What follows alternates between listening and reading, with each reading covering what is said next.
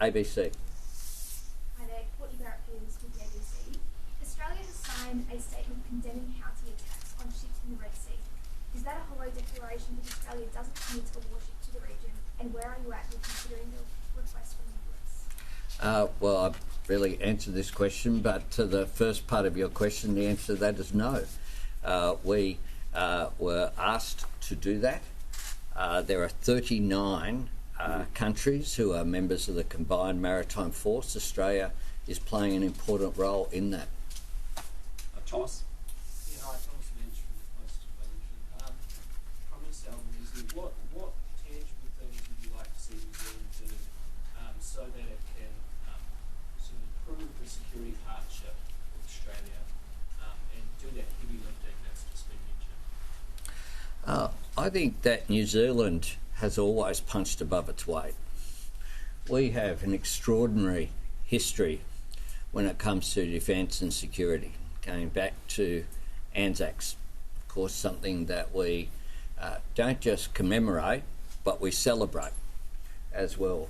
And I think that one of the things that the Prime Minister and I discussed today was our defence ministers continuing to work through ways in which we can have an increased interoperability, I think makes sense, so that we can have seamless operations. I've seen firsthand when there was a shipping disaster close to Auckland when I was the Transport Minister. I will remember the fact that we had our military assisting in that. Once again, when the natural disaster happened earlier this year, that assistance.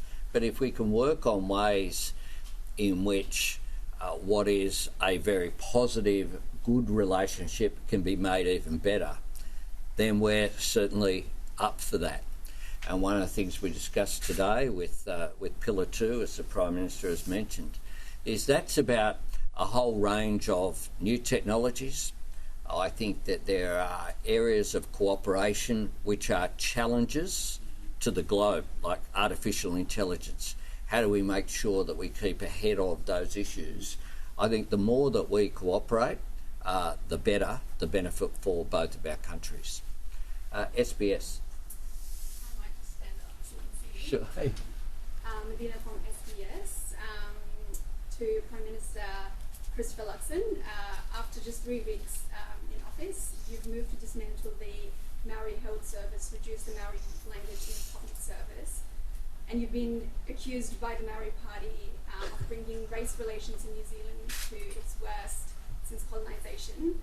Do you think you've steered New Zealand off course? Well, look, I disagree completely. You know, as I've said right from the get-go, we're going to be a government for all New Zealanders. We want Māori to do well. We want non-Māori to flourish and do well. We know that when Māori are doing well, New Zealand's doing great. And so, you know, we have differences of opinion about how to deliver improved outcomes for Māori.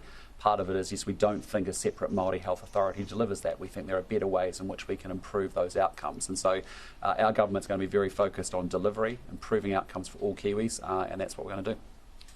And Prime Minister Anthony Albanese... Hang on, you only get one.